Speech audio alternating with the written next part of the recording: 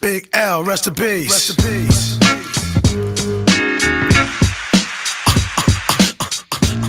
You wanna mess with this?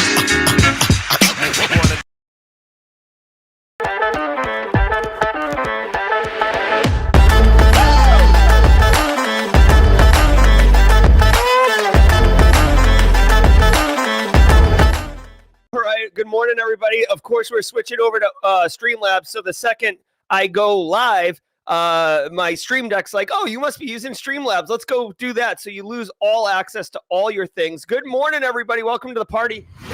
Let's get that music cranking. It is Friday. Welcome to episode 757 of your Simply Cyber's Daily Cyber Threat Brief podcast. I am your host, Dr. Gerald Auger, and over the next hour, me, you, Kando Wango, not only IT, recently minted CISSP holder, DJ BSEC, Steve McMichael up in Canada, Rhonda Rummerfield in the Low Country, Marcus Kyler of the Yeet Crew, and all of the Simply Cyber folks. Douglas Ramirez getting up for the live.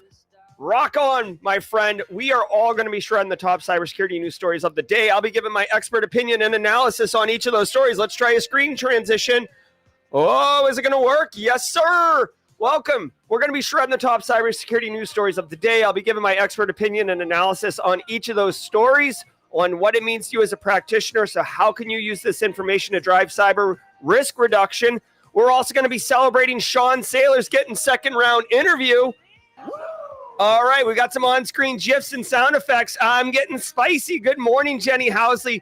Guys, also, if you're a one-person cyber shop, let me tell you, welcome to the community. You don't have to be alone at work. Simply Cyber's here to help, bounce ideas off. Make sure you have that basically community vibes. You don't have to be alone at the office, a one-person shop. Also, if you're looking to break into the industry, holler at you.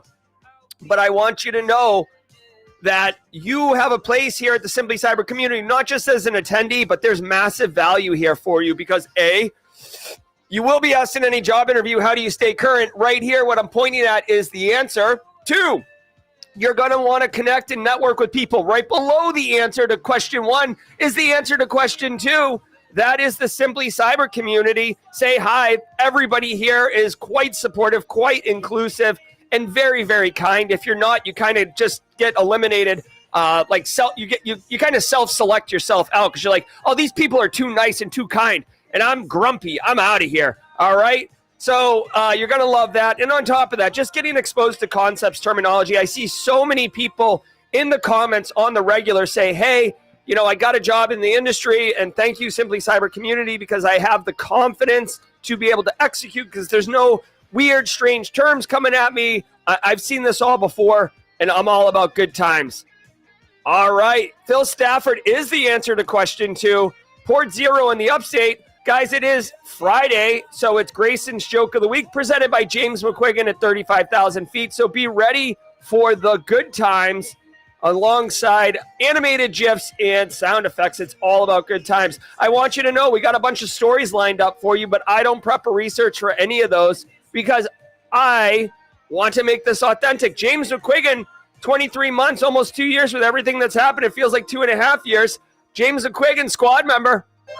There we go. There's another GIF with sound effect. I got silly with OBS last night, and we're not done yet. We're going to keep leveling up over the weekend. I got DJ BSEC Season Pro on the OBS helping me out as a mentor.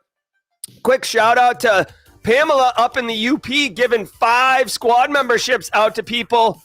Agwubo, Stay High, Jason Hoskins, James Jr., Jader Dominguez picking up those squad memberships. Welcome to the parties, pal. And also, thank you very much, Pamela. Did we just become best friends? Yes, sir. Good morning, Kimberly. Good morning, Jenny. Good morning, Justin Gold. So many great people. Casually Joseph in chat. Guys, before we get into it, let me say shout out and love to the stream sponsors, those businesses that enable me to bring the show to you uninterrupted every single weekday. Get out of here with that noise. Ain't nobody got time for that. Every single weekday morning, starting with my good friends over at Barricade Cyber Solution. Barricade Cyber Solutions is dedicated to helping businesses from cyber attacks and recover from the damage done. Cyber attacks can cause massive issues for businesses and send dedicated, hardworking business owners into turmoil. But guess what? Barricade Cyber Solutions knows how to mitigate the damage done by cyber incidents. Check them out at barricadecyber.com. Links in the description below. Thank you, Barricade Cyber. Also want to say shout out to Erica McDuffie and Jack Scott at 2 Cyber Chicks, repping their merch right now and sending good vibes. Jax, as many of you know, is dealing with some type of infectious disease that unfortunately has afflicted her, and wishing her a very speedy recovery, obviously. All right, before we also get into it, I want you to know that every single episode of the Daily Cyber Threat Brief is worth half a CPE. So say what's up in chat. Be sure to grab a screenshot, hashtag TeamSC, if you're feeling it. I see Fleetus in chat. Fleetus, I did send you a DM on Discord if you could check that before the show ends. No pressure, though. All right, Marcus Kyler of the Yeet Crew, 23 months of squad membership, over 2 years of listening. Shout out to Pamela. All right, we got him, Marcus, squad member, and Yeet Crew member, just so everybody knows about that. That is original OG Yeet right there, guys. Love it, love it, love it. Also want to say shout out to Delete Me as a stream sponsor. 30 seconds on Delete Me, and then we're going to get right into it. Let's go. Especially since I share my opinions and hot takes daily, I'm hyper aware of my safety and security, and it's even easier to find personal information about people online these days. All the data is just hanging out there on the internet, and it can have real life consequences. But I recently found a solution, and this service is called Delete Me. Delete Me is a subscription service that removes your personal info from the largest people search databases on the web, and in the process helps prevent ID theft, doxing, phishing scams, stuff like that. And when you sign up, you tell Delete Me what data you want deleted, and they go off and do it. Cool thing is you get a personalized privacy report every month that shows what they deleted, where they found it, etc. It's pretty cool. For me personally, it's like outsourcing your online privacy, which honestly, I don't have time to do that myself or do it well. So for them to handle it is awesome. Take control of your data and keep your private life private by signing up for Delete Me now at the special discount for Simply Cyber listeners. The only way to get 20% off is to go to joindeleteme.com/simplycyber and enter code simplycyber at checkout. That's joindeleteme.com/simplycyber. All right, thank you so much for sponsoring the show and being continued supporter of the Simply Cyber Daily Cyber Threat Brief. Guys, if today's your first episode, I know Douglas Ramirez chimed in that it was his first live. We'll go ahead and count that. Welcome to the party, pal. Where's my welcome to the party, pal? Oh, I didn't do that one. Oh, I thought I had that. All right, I do have it, but Douglas Ramirez, welcome to the party, pal. I will continue to update the stream deck. Again, this is a work in progress. As always, I look to you, community, for constructive feedback. Stay tuned. At the end of the show, I actually have a really important poll question for the Simply CyberCon 2025. Simply CyberCon 2025. So you literally will have an opportunity to influence a major factor of Simply CyberCon 2025 at the end of the show. So I hope you can stay for that. But guess what, guys? Gary Tyler, Jirai, Triple D, guys, it's time to get to work. So do me a favor. I don't have a spicy sounder yet either. Do me a favor. Sit back, relax, and let's let the cool sounds of the hot news wash over us in an awesome wave. I'll see you guys all at the mid-roll. From the CISO series, it's cybersecurity headlines. These are the cybersecurity headlines for Friday, November 22nd, 2024. I'm Steve Prentice. MITRE offers updated list of most dangerous software vulnerabilities.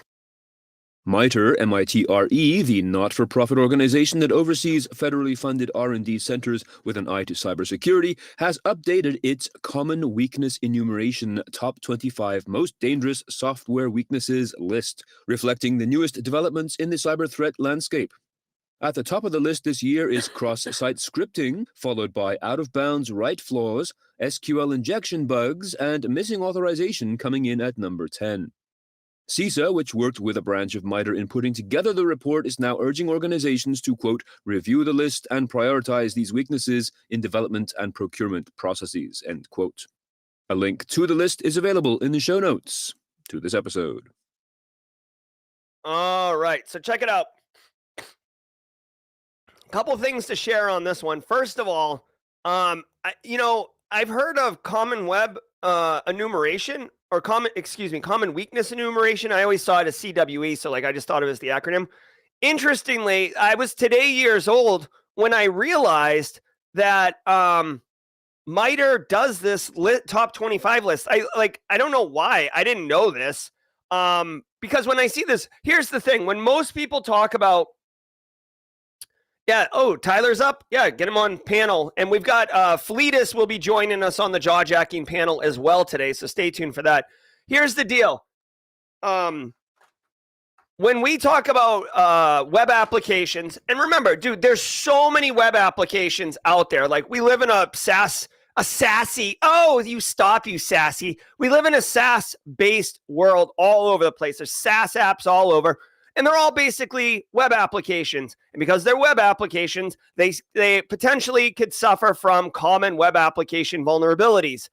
Period, full stop. We've got all the usual suspects: cross-site scripting, cross-site request forgery, SQL injection, IDOR, right? IDOR, which I always thought of IDOR as like a very Lord of the Rings, very Game of Thrones type word. James McQuiggan with the gifted subs, 10 gifted subs. Thanks, James.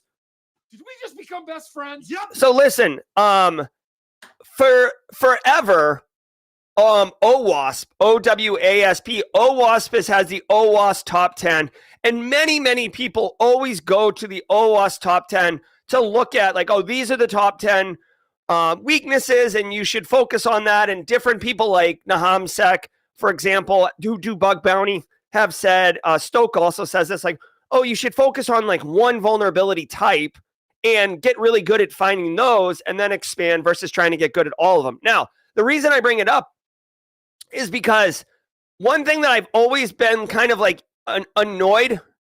Did Carrie get the job?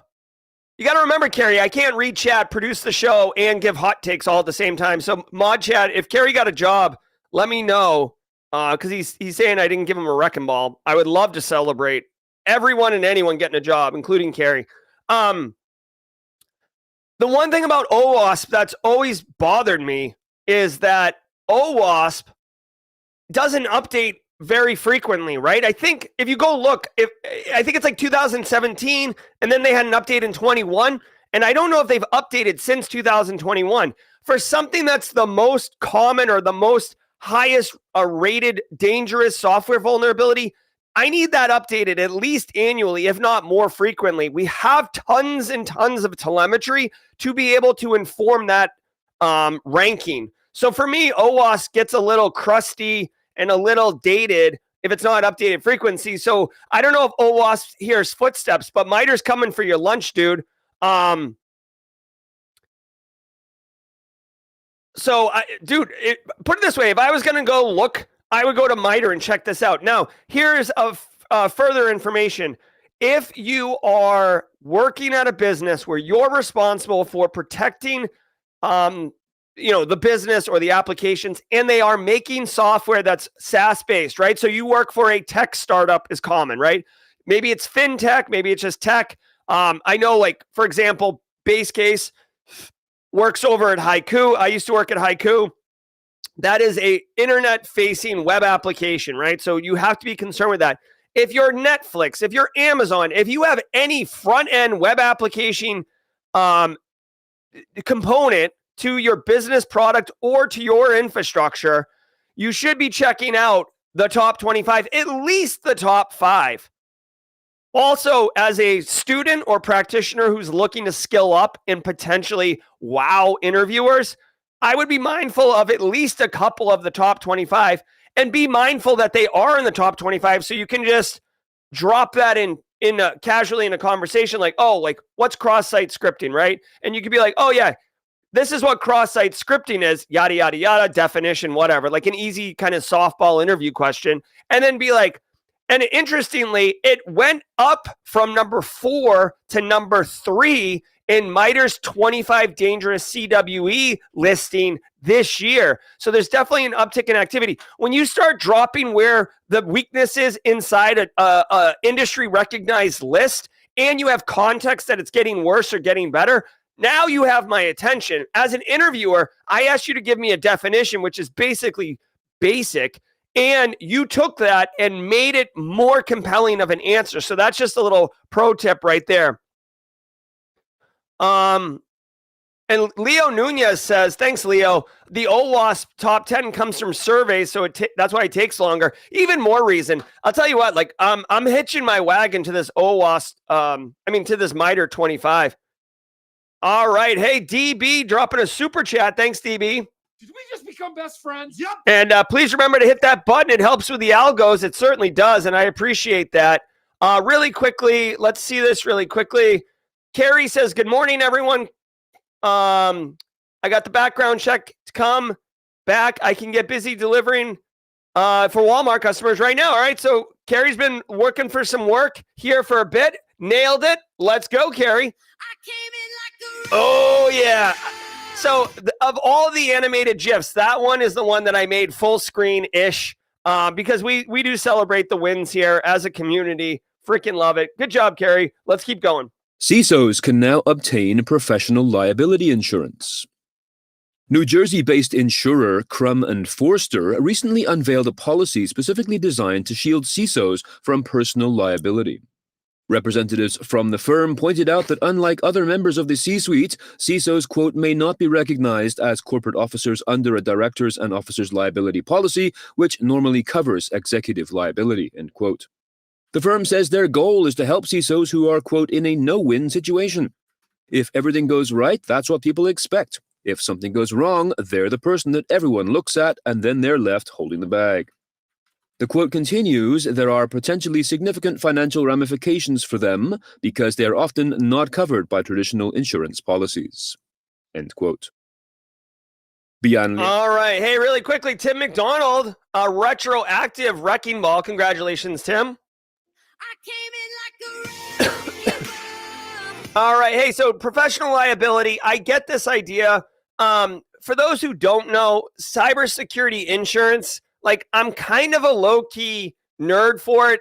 This is a deep GRC mafia topic. If you didn't know, a lot of people, BSEC probably got this question on a CISP exam yesterday. You can accept risk, mitigate risk, remediate risk, or transfer risk. What's transfer risk? Oh, it means you get an insurance policy. By the way, anyways, it's in the GRC world. Not a lot of people care about it or know about it. I'm a bit of an insurance dork for cybersecurity, and I probably know more than I should. Now, or I care more than I should. So having said all that, let me tell you, this is an interesting development. Now, I have some hot takes on this one. Okay, so you see DJ BSEC says right there, I transfer all the risk. I have literally seen businesses that, dude, an insurance policy is supposed to supplement your InfoSec program, not replace it. I have met executives and chose not to work for them who are like, we don't need an information security program. We'll just get an insurance policy that covers it and we'll ride dirty until until something happens. Because the concept is, if I invest $250,000 into InfoSec, that money is absolutely spent and it's guaranteed. What's not guaranteed is that we get hit with a cyber attack. Now, if I get an insurance policy for $50,000 that has a $250,000 cover and we don't get hit, I'm actually only out $50,000 and I've saved the business $200,000. And if we do get hit, we're still out $250,000. Maybe there's a delta of $50,000 because you paid for the policy. And that is so short-sighted and so base that it overwhelms me with the idiocy of it. Okay. There's a million things about it. I won't get into it. Ask me a jaw jacket and I'll probably explode. Okay. So CISOs getting professional liability. Couple things here. When we think of what professional liability is, think about a doctor, like a medical doctor, getting medical malpractice insurance. And this is a common thing. Spoiler alert, medical doctors are not magicians or big brain people. They're just other humans. And they do human carpentry, basically. So they make mistakes just like a carpenter makes mistakes. But the stakes are so high that they get sued all the time, okay? And again, without going too down the road here, with AI getting introduced into the healthcare scene, it's even crazier. But doctors get medical professional liability insurance. But remember, doctors are licensed professionals. CISOs are not licensed professionals. They're just trying to make $1 out of 15 cents. You can be a CISO and have no friggin' clue about IT or cybersecurity. I'm not even joking. I know, I'm not going to name names, but I do know a couple instances of somebody who is in a CISO position that absolutely should not be in the position. They're wildly incompetent, but they've been placed there because someone has to do the job, and we kind of eliminated your department, but we like you. So here's a role. You do it. Okay? So these things happen. Now, professional liability, to me, honestly, this seems like a cash grab by insurance companies. Insurance companies have been selling premiums and policies. They're selling policies for premiums all over the place. And there was a 2015, 2016, there was a land grab. It was like Oklahoma Sooners. Did you see the movie with Tom Cruise, Far and Away, like a million years ago? You would just like run and plant a flag in the ground. You'd be like, I own this land now. That's what insurance companies did with insurance policies. You could literally get an insurance policy for cyber thrown in with your general E&O policy in 2015 because they were trying to scoop up as many people as they could because they were like, oh, this is like free money, no big deal. Well, then ransomware 2 years later in 2017 hit the world like, a nuclear bomb, just and all of a sudden, insurance companies didn't have the actuarial tables or the ability to contain the issue. When you insure houses, you can say, well, a house in Kansas is likely to get hit with a tornado. A house in Florida is likely to get hit with a hurricane. Let's adjust the premiums to account for that. With cyber, dude, WannaCry hit all over the world. Insurance companies are like, oh my God, not Petya? Hello, somebody call Zurich International. Get them online too. Maersk lost $4 billion. Mondelez lost hundreds of millions of dollars. Zurich tried to get out of it and say that there was an act of war clause, and the courts came after them and told them, double middle finger, get out of here. You need to cover this. So the insurance companies are hosed right now as far as trying to pay for these policies. But by the way, which is why insurance companies are dictating that information security programs need to have like basic things like multi-factor patch management, all these other things, access control, because they will not insure you if you are a walking radioactive liability. Now, they've kind of exhausted that market, which is why I think this is more of a land grab right here, because CISOs are crapping their pants, and CISOs usually are higher paid individuals, right? A CISO has a higher salary. CISOs jump around. So we're talking, say, 200K to 500K, right? Just to kind of round numbers here. That is money that insurance companies want. Straight cash, homie. Straight cash, homie. Right? So to me, that's the deal. Now, obviously, the devil's in the details here. If your company gets hit with a cyber attack, like, what is it? If the CISO gets sued by the business, if the CISO gets sued by the customers, if the CISO gets federal criminal or civil charges brought against them, does the insurance pay for their lawyer team? Right? Go look at Joseph Sullivan from Uber, who tried to make a backdoor deal with hackers who then turned around and, for the lulz, doxed them publicly. And he had to, he basically got found guilty. He never actually had to serve time in jail, but it was like felonious. So devil's in the details. We'll see. You know what? Honestly, I always wanted to be a CISO, and then I got it, and I was like, oh my God, I don't want this. But if you want to protect yourself and it's reasonably priced, as a risk professional, as a GRC person, CISOs probably would be all about it. We'll see. The devil's in the details. How much money and what do I get if I am hit? And how do I activate the insurance policy? So many people, this is the last thing I'm going to say about insurance. So many people get an insurance policy and then they have like wild assumptions about how they can use it. They never like get into the details. They're like, oh no, I'm good. I got insurance. It's like car insurance. You buy the cheapest plan, right? And then you drive your car like 40 miles an hour into a stone wall because you're an idiot. Not you guys. You guys are great, but I'm just proverbially idiot, right? All right. And then you're like, oh, I want a new car. You don't get a new car. Like the insurance policy is only if someone T-bones you, right? Jesus. All right. Thank you for coming to my wildly spicy GRC cyber insurance TED Talk. I'm sorry. I'm like, sorry, not sorry. Like, I really do have like a low key secret, like penchant for insurance in our industry. People don't understand it. Is it different from D&O insurance?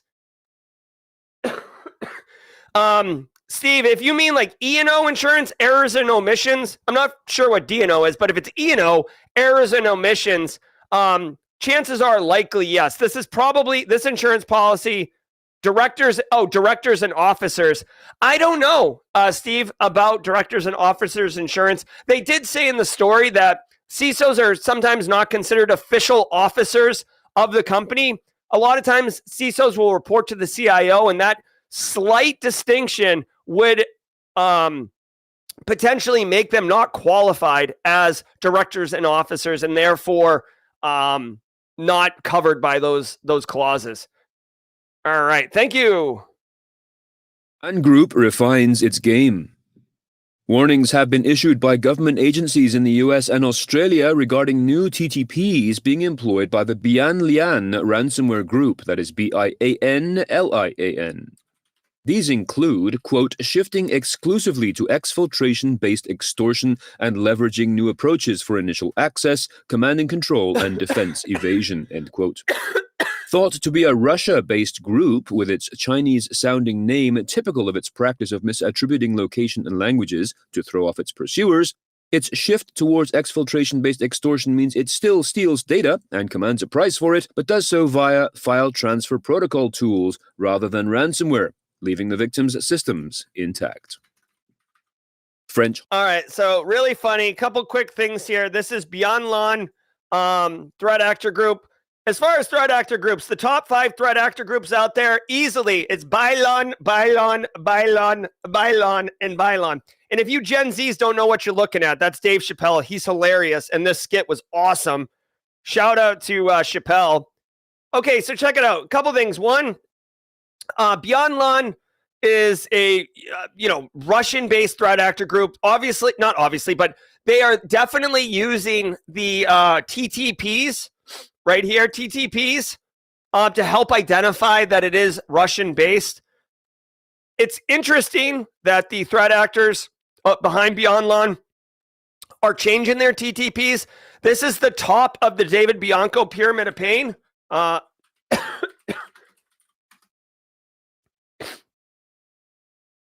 right. Everybody knows this. This should be on a coffee mug, honestly. At the very, very top, right? TTPs, that is the higher up you go, the harder it is for a threat actor to change, right? You're very familiar with phishing and getting creds that way, and then dumping like Mimikatz, and you're very familiar running around with Sliver post-exploitation framework, right? And then they catch on to you. So you're going to learn a whole new post-exploitation framework and become really good at like zero-day exploitation. Probably not, right? So those TTPs at the top are difficult to change. So to see BianLian changing their TTPs is interesting. They're shifting exclusively to exfiltration-based extortion. That's not, now that I read it, that's actually not difficult TTP to change. I would almost. All right, so I'm going to drop a comment here, okay? Hot takes coming in. Spicy! I got to put that on the soundboard. Here's the deal. Ready? When you say changing TTPs, what that means to me is you look like a different threat actor. The TTPs here, and I know academically this is a true statement. Them switching exclusively to data exfil for extortion is a TTP. However, when I think of TTPs and I'm thinking of protecting my organization, when I'm thinking of detecting bad in my network, whether threat hunting or detection engineering, I'm looking at everything in the cyber kill chain accept actions on objectives, right? Like, how are they getting in? How are they moving around? How are they establishing persistence? Those to me are TTPs. In this instance, they were encrypting and doing data exfil. Now they're doing data exfil only. Like, to me, like, you're already effed. Sorry, Kennedy, Hannah, Micah, Maverick. You're already hosed. So like in my opinion, TTPs don't matter at that much. They're doing what they want, right? They've gone in your closet, Kimberly, and they've put on your heels and they're marching around your house wearing your shoes. Like, that's you.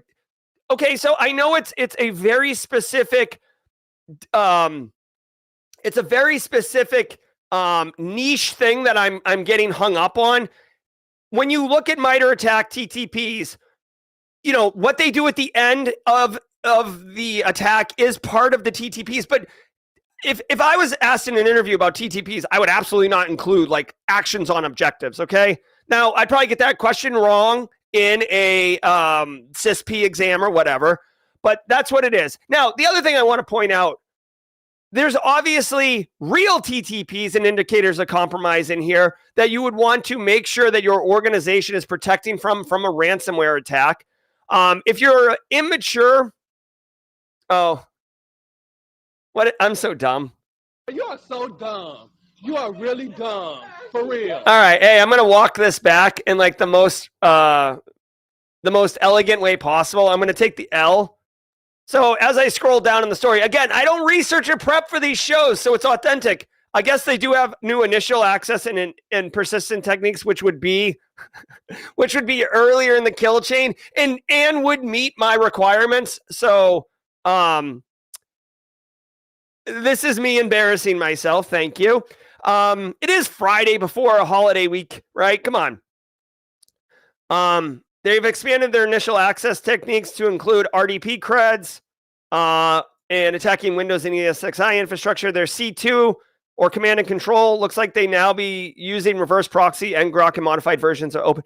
All right. Two things here, okay? I got two things for you.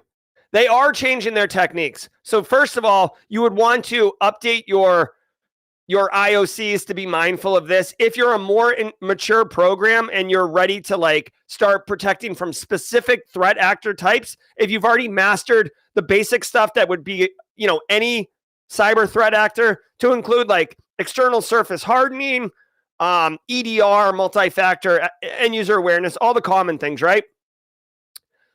Here is what I think about this, guys, okay? This is a Russian-based, state-sponsored threat actor. The TTPs are changing. As I said, the TTPs are very hard to change. This is a speculative hot take, and I would love for your thoughts in chat. Here, I'm going to do the tinfoil. Give me your thoughts in chat. What I believe happens here in the military, in the United States, right?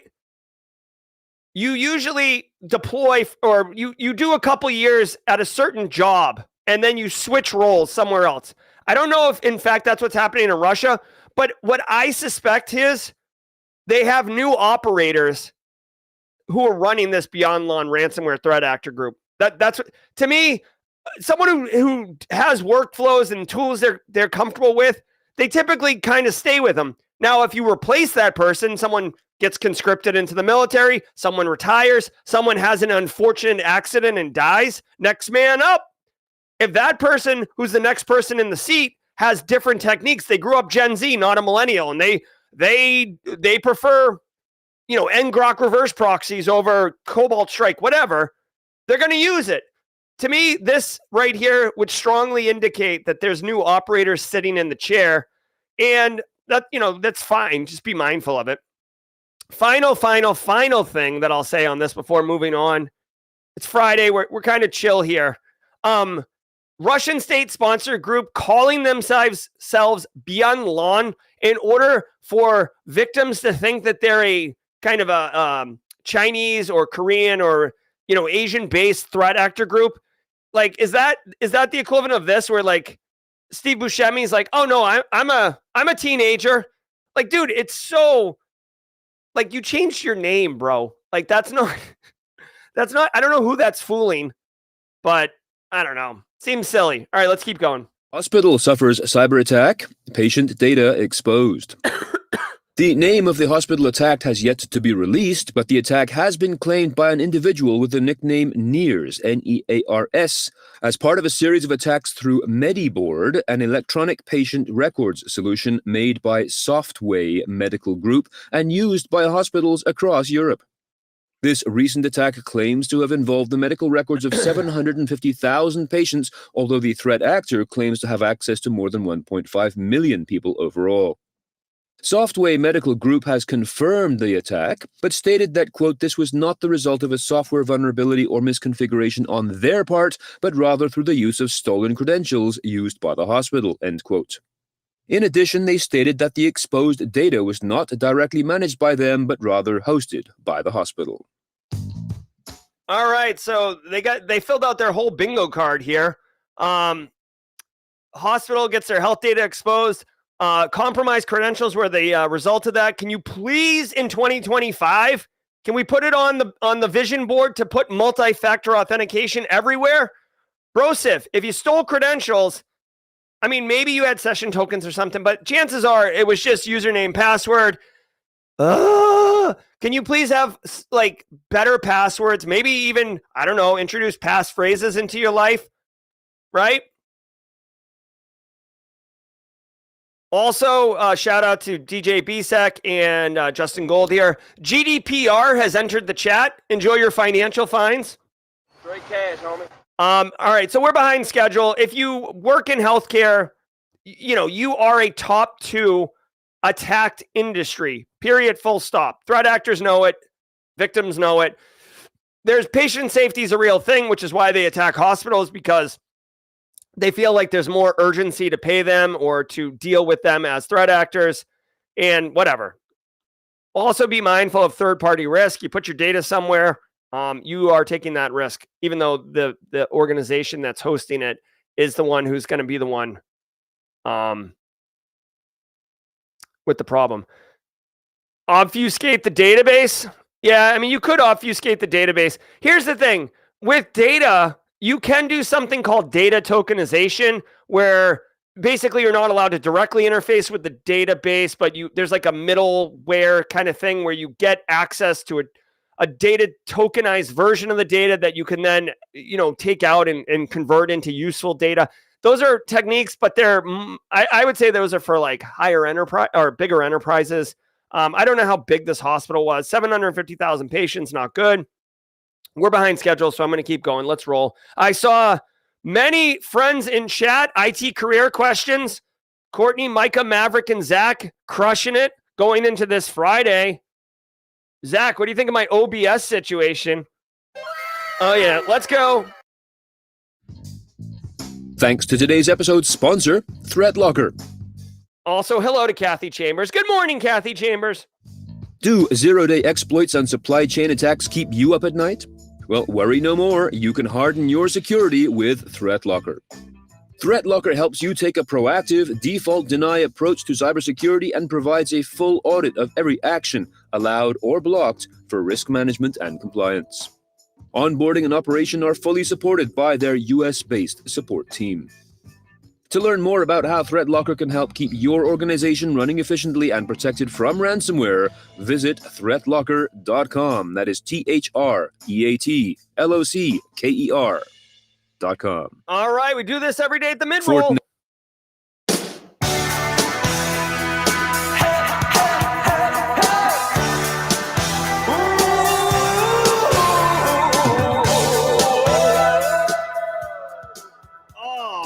Look at us just crushing it. All right. Hey, why am I all fuzzy? There we go. Let's fix that. Good morning, everybody. I hope you're having a great stream. Today is Friday. I hope you woke up, bounced out of your bed, and was like, God damn, it's Friday. Let's party, baby. I am so excited. Going to a long weekend. My kids are on a really hardcore Fortnite push right now, and I'm getting wrapped up into that. Looking to level up and just get smoked by 12-year-olds. Guys, thank you so very much to all of you for being part of the Simply Cyber community, showing up every morning. Consistency is key, and I see you, and I appreciate it, okay? Thank you. If you're getting value from the stream, you want to pay it forward, hit that like button on chat. Helps other people find the stream. All right, I do want to say thank you to the stream sponsors, Barricade Cyber, Delete Me, Antisyphon. Really quickly, I do want to apologize. Let's see, Andrew R, language all caps.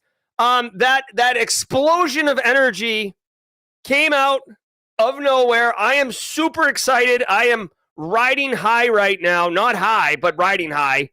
And if you are listening with children, I know there's a lot of families that listen together, and I just put you in a bad position. Two things. One, let me know in chat, because I would like to know if I actually did that. And two, if I did, I'm sorry.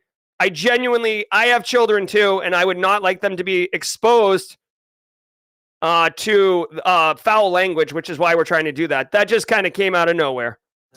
All right, hey guys, speaking of Zach Hill, Kathy Chambers, Daniel Lowry, did you know Antisyphon Training proudly sponsors the Simply Cyber Daily Cyber Threat Brief? Let's do 30 seconds with them, and when I come back, I'm going to give you some rib ticklers from James McQuiggan at 35,000 feet. Let's go! Quality cybersecurity education, regardless of financial position. Check this out. I want to give some love and some praise to Antisyphon Training, powered by Black Hills Information Security. Antisyphon Training is absolutely disrupting the traditional cybersecurity training industry by providing high-quality, cutting-edge education to everyone, regardless of financial position. They bring industry professionals with years and years of experience into the classroom to teach you and anyone else who's interested practical skills that are in demand in the market today. And on top of that, the student experience is amazing, as you and hundreds or thousands in some instances of other students are actively engaging, networking, sharing tips, tricks, and experiences with each other, all live in the classroom. Go to antisyphontraining.com, check out their course calendar to see what courses they have coming up next. You won't regret it. All right, yes sir. Thank you so much, Antisyphon, for your continued support. Love what you guys do. Love Simple Minds and love Grayson's Joke of the Week, presented by James McQuiggan. Here we go, y'all.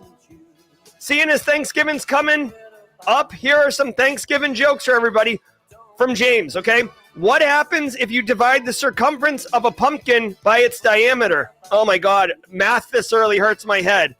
If you divide the circumference of a pumpkin by its diameter, you get pumpkin pie. All right. Who doesn't eat on Thanksgiving? Oh my God, this sounds really good. Oh, I'm frozen, bro. Oh, you got to be joking me with this. Hold on one second. I'll tell you what, man. OBS, yeah, I got to tell you, Streamlabs doesn't freeze. Looking at you, Streamlabs. Let's go ahead and close the program. Really quickly, continuing the joke. Who doesn't eat on Thanksgiving? A turkey. A turkey, because it's always stuffed. Oh my God. All right, hold on. Let me keep doing OBS really quickly. Hold on. What do you call a running turkey? What do you call a running turkey? Fast food. Oh, fast food. Thank you, James McQuiggan, at 35,000 feet. Let me keep going really quickly. Oh my gosh. Hold on.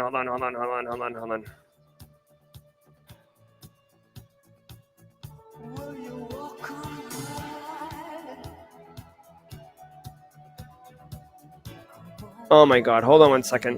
This is what it looks like doing it in real time, y'all. Oh my God, hold on. We're gonna do our la la la la's together, but I'm gonna be doing this in real time. Here we go. How are we live? Okay, so check it out. Final. James' family and friends told him to stop telling Thanksgiving jokes, but he said, you know what? I just can't quit cold turkey. Oh, thank you so much, James McQuiggan at 35,000 feet. Those are absolutely hilarious Thanksgiving jokes. Feel free to steal those from James McQuiggan and tell them around the Thanksgiving table. If someone starts talking about politics, you might want to just throw out one of these jokes. Let's get our la la la's on.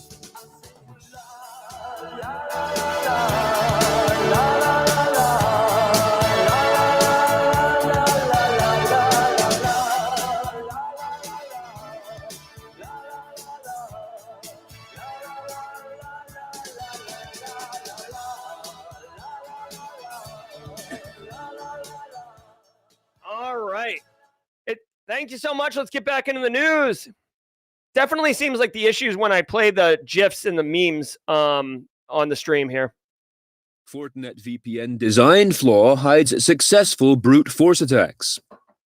According to researchers at Pantera, this flaw is with Fortinet VPN server's logging mechanism, and it can be tweaked to conceal the successful verification of credentials during a brute force attack without alerting the security system that is supposed to detect compromised logins.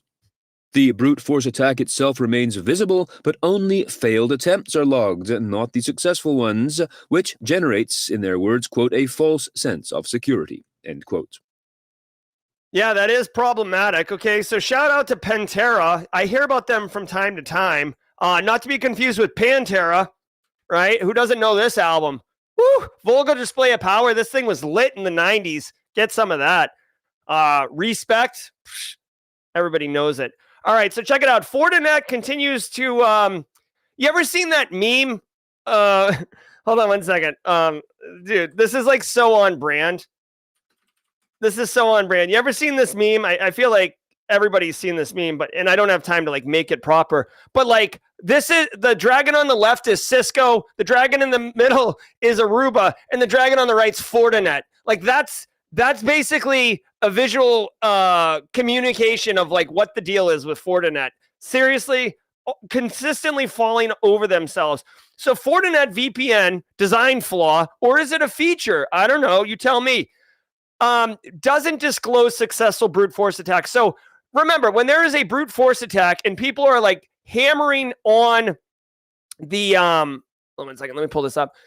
People are hammering on your box or your VPN or your, firewalls, whatever, using credential stuffing techniques, using password spray techniques, whatever their, technique du jour is. You see it in the logs. Failed attempt, right? This is a classic detection. If you see 300 attempts to log in like 15 seconds, guess what? It's an automated script trying to brute force attack. The problem is if you sort by disposition, right? So success or failure, and you look at the logs here and it says success, 0 instances, you're like, well, my job here is done. We are good to go. I'm going to reset, or we have really great password policies. People aren't reusing passwords. No problem. The problem is this particular issue is if they're successful, it doesn't say it. Thank you very much, Casually Joseph, with the assist. So just to kind of fully visualize this is what we're talking about here. So Fortinet, for some reason, did not put this in the logs. So if you're running the Fortinet VPN, I would hope that there's some patch available. Let's check this patch situation out. Whoops. Is there a patch here? Let me see. I don't see the word patch in here. So basically, Fortinet's kind of made some extra work for you. Look in your logs if you're running Fortinet VPN. If you see indicators of failed brute force attacks, there's a chance, there is a possibility greater than 0 that you have had a compromise, and you would need to go deeper into your network and do threat hunting to see if, in fact, you have some unusual behavior in your network, because frankly, you wouldn't know if someone successfully logged in or not. Kind of crappy, unfortunately. I would say, I don't know if Fortinet's VPN runs MFA, but if you are running MFA on the Fortinet VPN, chances are you have a greater chance of not being compromised, in my opinion. So let's go. Easily exploitable bugs found in Ubuntu server utility after 10 years. The researchers at the Threat Research Unit of Qualys say they refuse to release exploit code for 5 bugs in Ubuntu server's needrestart utility. They state that they were able, quote, to develop a working exploit but wouldn't release it, describing the findings as alarming, end quote. The 5 vulnerabilities described by the researchers were actually introduced in April 2014. They reside in the needrestart utility of the Ubuntu server, which is designed to determine if a restart is needed following, for example, a critical library update or another type of upgrade. Holy crap. All 5 vulnerabilities have CVE numbers, and 4 of them have a 7.8 CVSS score. All right, so you do have to have access to the box itself to exploit it. So local user access. So if you've got someone's creds or you got onto it, or malware that's on the box. So basically executing as a user. This attack, I mean, it just goes to show you guys, like it doesn't have to be like elite level, next level 0-day type stuff. Like it can be a slightly older issue that gets compromised. Shout out to Qualys and the researchers at Qualys, A, for discovering this, and B, for not releasing the exploit code. That's a really it's a really interesting thing, because like these researchers could get prestige. Okay, if they release it, they'll get a lot more notoriety, a lot more prestige. But it's also kind of reckless, because threat actors can essentially take the code and weaponize it. This would allow unprivileged local attackers, again, you got to have access to the box already, to gain root access. So this is essentially a privilege escalation vulnerability that can be exploited, and it doesn't require any user interaction. So the complexity is lower. I would assume that this is going to be patched, if not already patched. Let's see. The 5 vulnerabilities are detailed below. See how the vulnerability score, the CVSS score, is not that high, because it is specifically a priv ask and you need local access to the box. So typically it gets higher with remote code execution. I don't know if there's patches available. Let's check it out. Vendor, no. Nope. I don't see patches available. So keep an eye out if you're running Ubuntu in your environment. A lot of people use Ubuntu for personal use. I've never seen a business that like rolls Ubuntu as their primary OS for their end users. Carl in accounting doesn't typically, want to run Ubuntu. Carl! Okay, we got the sound effect, but we do not have the graphics, so that's fine. All right, let's keep going here. For a private phone available for high-risk individuals. The mobile technology company CAPE, C-A-P-E, has announced their development of an Android-based phone that can protect against location tracking, ensure that ads cannot uniquely ID the customer, and protect against SIM swapping, all while requiring solely a phone number but no name or address. The company is, quote, planning on selling the phone to governments and through organizations and other distribution partners like consultants who work with high-risk people. The quote continues, their technology will adhere to the Communications Assistance for Law Enforcement Act, CALEA, a regulation that does force the collection of certain types of identifying data. All right. Japan's... all right. There is a market for super secure, privacy focused mobile phones. And here's another company doing it. Okay. I wish I had my sounders and things working, but here's the deal. Your iPhone, your regular Android, Google is collecting tons of telemetry. Apple is collecting tons of telemetry. They're going to sell it. They're going to use it. They're going to do what they want with it. All right.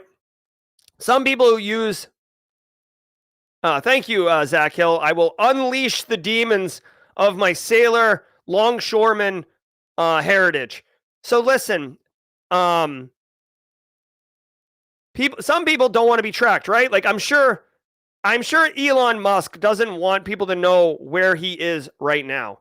I'm sure Mark Zuckerberg doesn't want people to know where he is right now. So if you're a criminal, like the guy who runs Lockbit, I'm sure he doesn't want law enforcement to know where he is right now. Okay, so there are people who are super interested in privacy, but everybody, as I said yesterday on the phone, on the stream with Perry Carpenter, which, by the way, if you didn't see the Perry Carpenter interview last night, it's exceptional. I don't normally tell people to go back and watch yesterday's stream, but yesterday's was exceptional. You can't function without a cell phone. Kids get cell phones now at a young age, right? Choose your own adventure. A lot of people like 12 to 15 is when you get your kids the phone. Adults have phones. Some adults have multiple phones. They're tracking beacons. Social media and your mobile device is like all people need to hunt you down and figure out what you're up to. So obviously there's a market for this. Now, having said all that, cyber criminals will use these things. If you go and listen to the Darknet Diaries episode Anon, you can learn about how the federal government FBI knew this to a degree so much that they stood up a fake cell phone company that offered privacy and sold it to criminals so then they could track them. We'll see. We'll see how it goes. If you are interested in privacy, I haven't used it myself, but I've heard a lot of great things about Graphene OS, Graphene, Graphene OS. If you have a VIP or an executive you're responsible for who really is hyper interested in privacy, the Graphene is good, I've heard. Also, this might be something. And just to give you a further explanation, let me play the law enforcement here.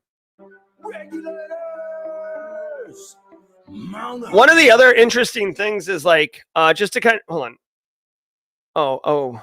Okay. So I guess I don't get to, my Stream Deck doesn't work. Okay. So check this out.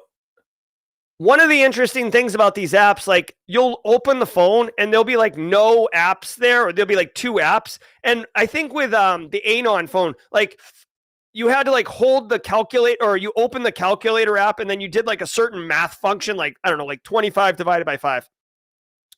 And if you did that, then it would like launch a secret app that you could only launch that way. And that would be like a private encrypted messenger app and stuff like that. So it's not just like private, meaning like you can't crack it. It's like there's like hidden apps and overt, like or covert things that you don't even know is on the phone. That way, if law enforcement gets it and they hold you down and they make your face unlock the phone, they still might not be able to discover any interesting information at all. So it's just really interesting stuff. Government suggests putting your usernames and passwords in your will.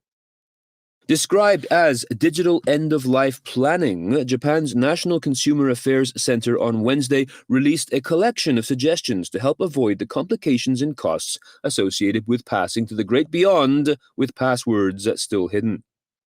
Helping loved ones deal with a digital legacy can include ensuring family members can unlock your smartphone or computer, maintaining a list of subscriptions with user IDs and passwords, adding these details to a document intended for the person or persons responsible for managing such affairs, and, of course, designating someone to have access to the smartphone and to these accounts.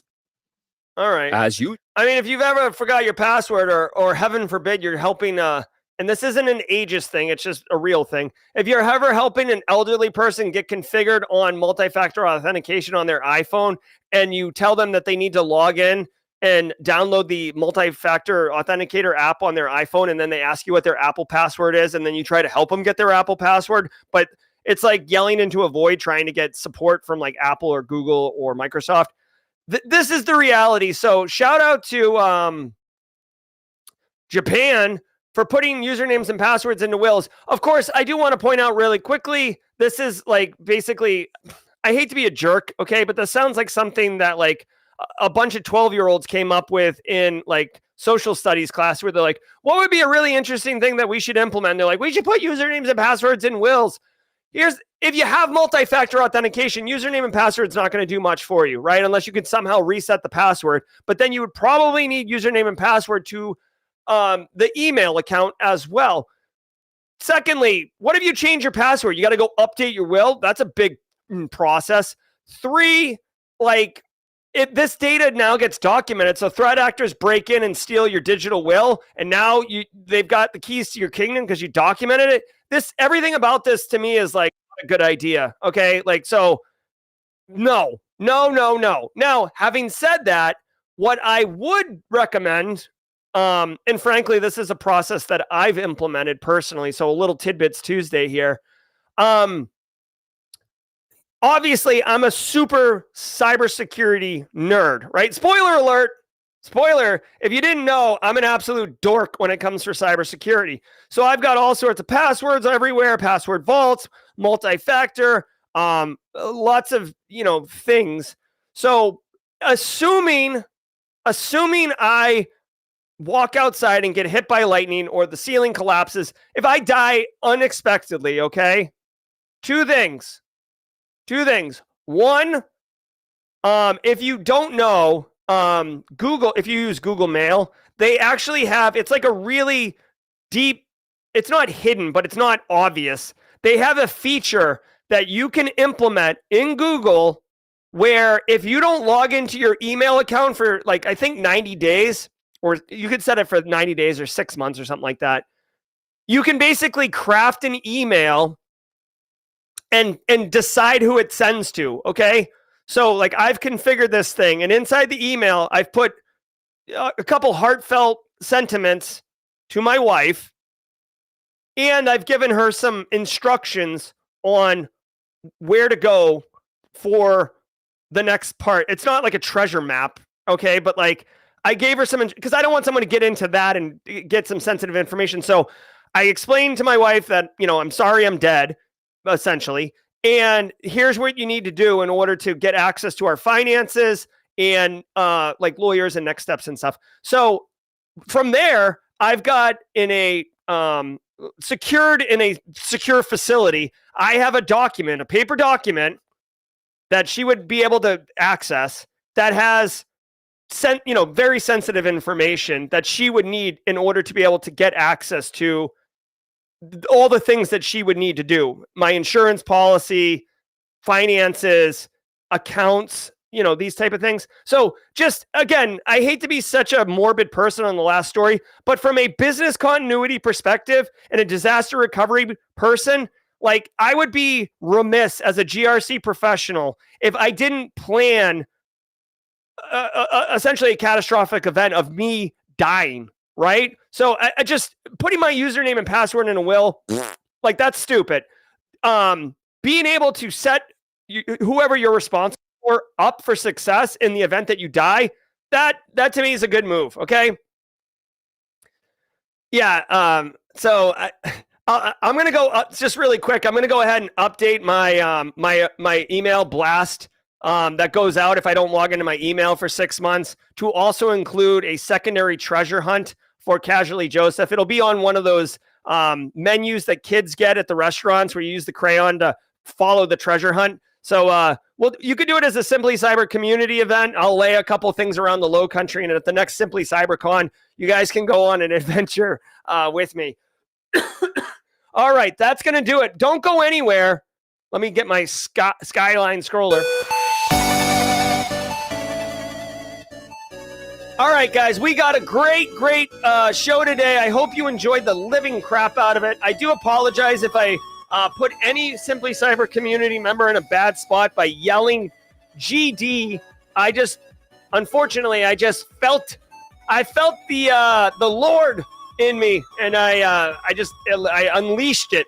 But anyways, I hope you had a great stream. Hope you got those CPEs. If you can, stay with us.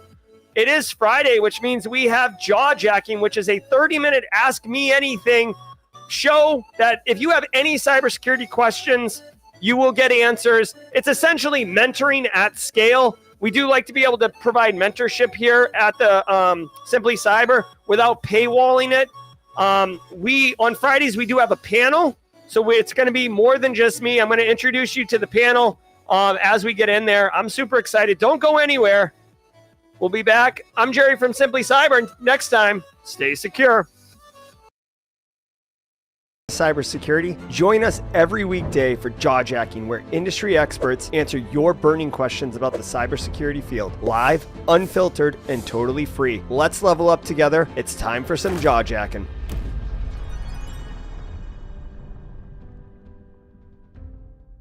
Welcome everybody to Jaw Jacking. I'm your hold on. Wait a minute. Welcome everyone to Jaw Jacking. I'm your host, Jerry Guy, coming hot off the heels of that Simply Cyber Daily Cyber Threat Brief with that nerd, Dr. Gerald Auger. Oh my God, can you talk less about cyber insurance, you dork? What was that tirade? Shout out to 2 Cyber Chicks. Wonderful podcast. If you're into GRC and good content, go check out 2 Cyber Chicks. We are going to get into the Jaw Jacking.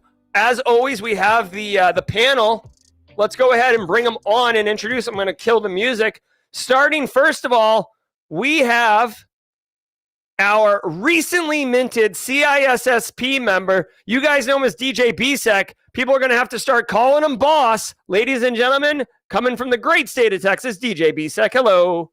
I feel like saying, I'm tired, boss.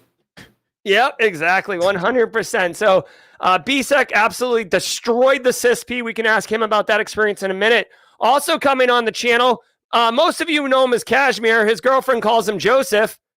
He's young, but he's accomplished a ton. He's very inspiring. Ladies and gentlemen, Casually Joseph.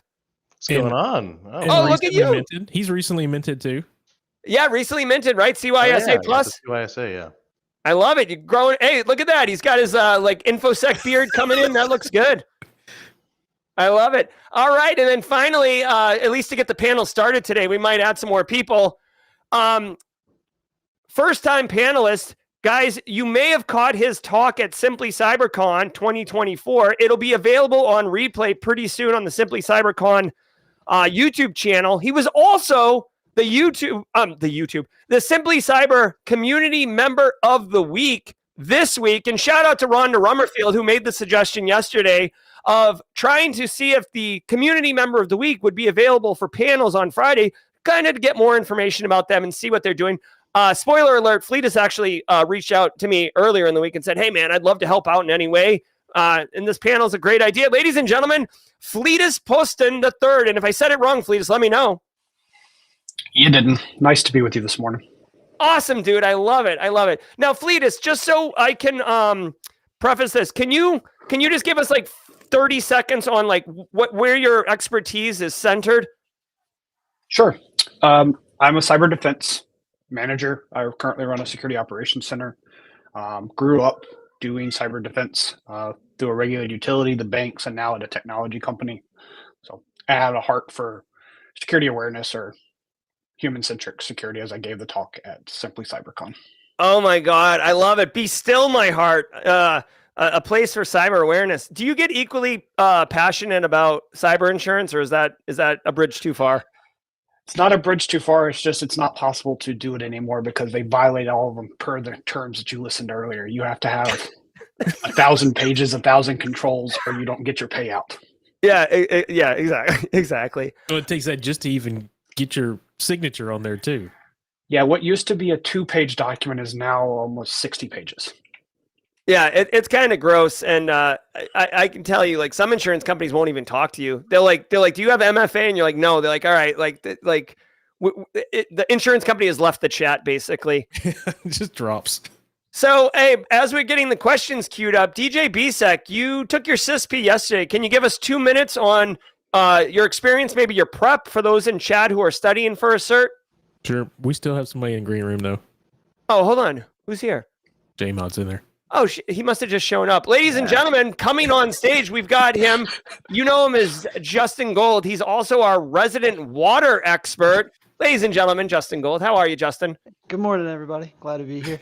Yeah, absolutely, 100%. So, DJ BSEC, 2 minutes CISP while we get the questions queued up. Spent the last 3 weeks basically hidden in a room trying to learn everything I can under the sun. Went in yesterday. Thought I had completely and totally bombed it, and they handed me a piece of paper and said, no, you passed. And I about fell to the floor and was like, oh my God, life just got a lot easier. Because I was 100% ready to take a week off and continue studying until January to take it again. Yeah, there you go. So imposter syndrome does reign supreme in everybody, regardless of how long you've been in the industry. Just know you're not alone for sure. In that experience. And also realize that goals can be achieved, right? Just hard work. I mean, you got Casually Joseph sitting here doing it. He's doing the same thing. Goals can be achieved. You just have to want it enough and go get it. 100%. I love it. Well put. All right, so let's get this tight. All right, let's do some questions here. Marcus Kyler says, I imagine there are a ton of really talented people who haven't wanted to get anywhere near a CISO role, even though they'd be great at it because of liability. Maybe that'll change now. So I guess this is around the story around the CISO liability insurance. Fleetus, did you have a thought on the CISO liability insurance? It's kind of an interesting development. Yeah, so I mentioned briefly in chat, talking with a lot of CISO friends, and similar to your experience, they're the scapegoat. And most of the time, they're not covered by the executives because they're not seen as an executive. So they need to carry their own insurance of some type. Or even if they are insured, there's certain liabilities or clauses similar to our cyber liability insurance that discredits their coverage depending on who's suing them, how they're suing them. So I think it's going to evolve. I think it's important to pay attention when you do sign on. If you decide to go that, what coverage does your company have? And do you have support if you are civilly prosecuted or at least sued? Yeah. Well, hopefully, I mean, I don't want to get sued one way or the other, but hopefully more civil than criminal. That would be horrible to like go to jail. Yeah, you mentioned the criminal charges earlier because of Uber and others. Right. There is criminal charges that can come against the CISO if you, I'm going to say air quotes, lie or try to circumvent the SEC. So yeah, definitely don't want to mess around with money for sure. Yeah, 100%. I don't, to me, like really the devil's always in the details. Like you said earlier with just the cyber insurance in general, there's all sorts of like hurdles you got to jump through in order to even claim the policy. So it could be a cash grab. Like I thought, I don't know. So Diana over on LinkedIn says, I'm new to the field, graduating December 19th. So 3 days ago, congratulations. That's awesome. I don't have the Viking horn here on the channel, but congratulations, Diana. She wants to work in GRC. Glad to learn here with you. So she didn't ask a question, but I am going to basically pose a question here. So if she wants to work in GRC and she just passed a cybersecurity boot camp class, BSEC, you work in GRC now, kind of. You know, what do you think? Like something Diana might want to focus on right off the rip. Anybody that brings up GRC, the first thing I say is talk to Space Tacos. I mean, she got in GRC without anything, took Jerry's class. I think, to me, it seems like to hop into GRC, the easiest, fastest way to get in is do auditing.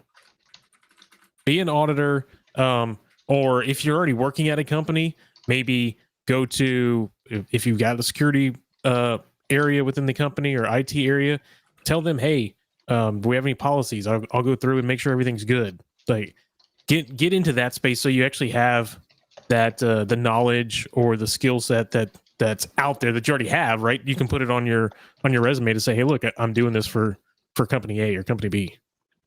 All right. I love it. And just panel really quick, I want to point out I'm going to be using private chat to kind of help facilitate smooth transitions. We got another question here from Danielle. What's your thoughts on TCM and their PNPT cert? Would you suggest getting it as someone trying to break into pen testing? On the panel, so I'll answer this question first, and then panel, if you want to comment, just hit private chat. So Danielle, what I would say is, I honestly, if you want to be a professional pen tester, this is a good fit. If you do not want to be a professional pen tester, it is not a good fit. While the information that you would learn in the 5 courses that you would take to basically get trained up to do PNPT are excellent, it's hyper focused on penetration testing as a professional. It's really the only program I have seen that is more focused on the actual practical application of the job versus OSCP, which is more like, you know, hacking things and proving you can do it. I know Tyler Ramsby's in chat. He might comment since he's a professional pen tester. The PNPT certification is getting market penetration. So whenever you're looking at any certification at all, the first question you should ask is anyone asking for this, right? People, I could come up with a cert right now for Simply Cyber Academy, like certified GRC practitioner, and I would think it was awesome, right? But if no job is putting it on their job requirements, then it's very difficult to get return on investment. You can make an argument that, like, yes, this is a great cert and everything, but the market has to be asking for it. So PNPT is showing up. I know McDonald's had a position that required, I think John Deere had a position that was asking for it. So I think it's a good one. Joseph's got thoughts on TCM and PNPT? Yeah, I think PJPT, which is the first one, and PNPT, which is the more advanced version of that, are both very valuable. There's something that they both teach you, which is report writing, that you don't find in a lot of certifications or studies in general. Report writing is probably the most important part of a penetration test because you're telling your stakeholder who hired you to do this why or what is wrong and why they need to care about it. Another thing to note is that I know PJPT is very big on Active Directory, which is extremely valuable. I'm not too familiar with PNPT myself, but I believe that there's more Active Directory involved in that as well. But I would say on top of the PNPT, I would definitely do things like try Hack Me, Hack the Box, just supplement more challenges, and then stand up a home lab, hack your own home lab, and the PJPT definitely helps walk you through that. Thank you. Great answer. And Danielle, good luck with that goal. And I know for what it's worth, TCM's running like a pretty crazy Black Friday deal right now as well. Lazaro, by the way, love Lazaro. Lazaro is one of the my favorite stories here at Simply Cyber. Joined the Simply Cyber community before getting in, got in, shared his big wins with us, celebrated his 1-year anniversary just recently. So Lazaro definitely inspiring others. He asked the question, his positions work from home, and we're going to spend a minute on this one because this is real in a post-pandemic world. His position is work from home, and he noticed his team barely interacts with each other. And it might be because they're introverts. That's speculative. The fact is they barely interact with each other. Is there any way to improve team relationships? So let me throw this initially to Fleetus. So Fleetus, when he came on, said he is a team lead, so he manages a team. Everybody's remote. Fleetus, what are your thoughts on Lazaro's question? So it needs to be targeted.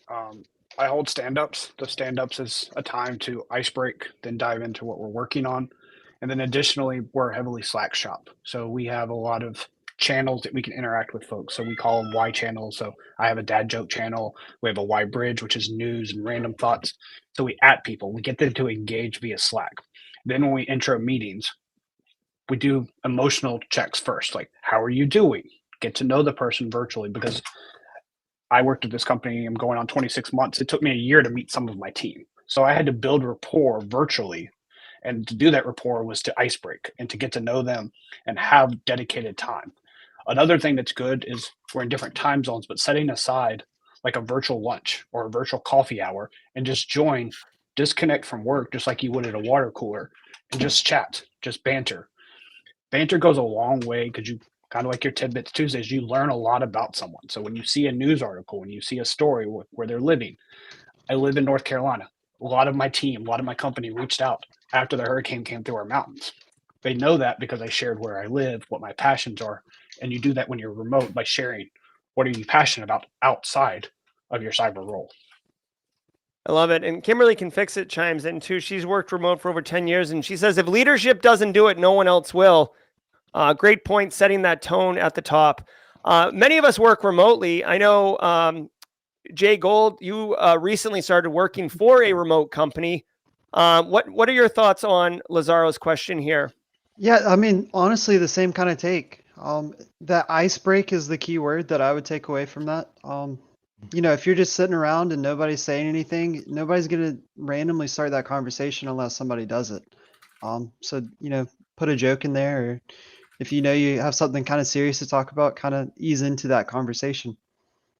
Yeah, I love like it. You said, and I know Daniel said last week, like they had chats that they had set up for their internal team where it was like report a fish, and they would just kind of tear it apart. There's a lot of things that you can do. Yeah, 100%.